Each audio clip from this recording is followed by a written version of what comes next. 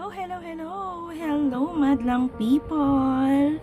At ngayon nga, at dahil hindi ako makatulog, naisipan kong maligo muna bago mag-edit. Kaya yun nga, yes, mag-edit tayo. Kasi, kaninang umaga, gumawa ako ulit ng banana cake. Kasi may mga natitira pang mga sirang saging. Sayang naman kung itatapon lang. Kaya naisipan ko, since pwede pa namang mapakinabangan, ginawa ko na lang itong banana cake. At dahil nga gustong gusto ko magluto, mag-bake, yun, nag-video ako habang ginagawa ko siya. So yes, the same content. Sa mga puntong to, hindi ko ididetalye kung paano ko siya ginawa. Ang pag-uusapan natin dito ay patungkol sa buhay. Yes, magmamarites tayo. Siyempre, buhay ko yung pag-uusapan natin dito, hindi yung buhay ng may buhay.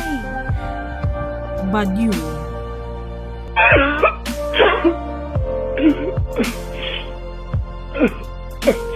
At dahil nga, mag-uusap tayo patungkol sa buhay, uumpisahan natin sa buhay ko.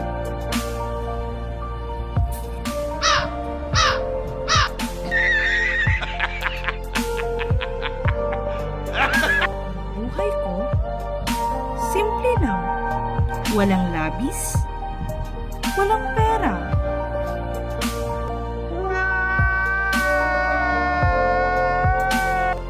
Seryoso na to, guys. Sa buhay, may mga laban talaga tayo na kailangan natin sarilihin. Gaya ko, may mga laban din ako sa buhay na sinasarili ko. Kasi wala namang ibang makakatulong sa atin kundi ang sarili lang natin. Alam nyo, sa lahat ng pagsubok na dumating, na-realize ko na nawawalan na ako ng pake sa mga sinasabi ng ibang tao. Kasi natauhan ako sa realidad na kahit anong gawin mo, yung mga tao may masasabi at masasabi yan. Sa pamilya mo o sa'yo.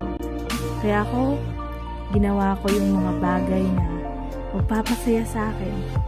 Kasi sa istorya ng buhay ko, ako yung pinaka-importanting karakter at ako yung magsusulat ng sarili kong kwento. Kaya kayo, lagi niyong tatandaan, walang take two ang buhay. Kaya piliin natin maging masaya.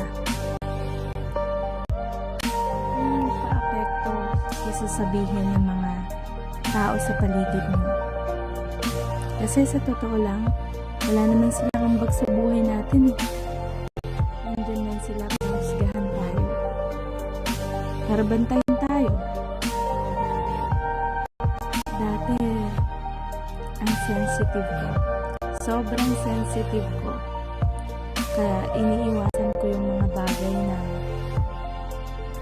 sa tingin ko mapag-uusapan ako ng iba. Iniisip ko yung ibang tao kung ano yung sasabihin nila. Pero habang tumatagal, na-realize ko na kahit anong buti mo pa, ang makikita lang nila yung mali mo at hindi yung mga kabutihan mo.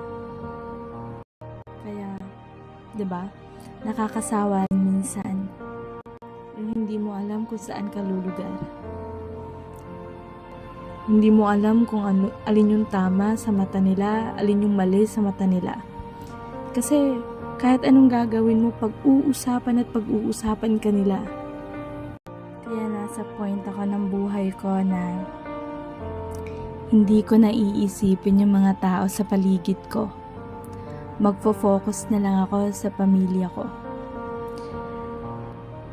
Kung may hilingin man ako kay Lord, araw-araw, yun ang maging matapang ako sa lahat ng problema at maging okay ang aking pamilya.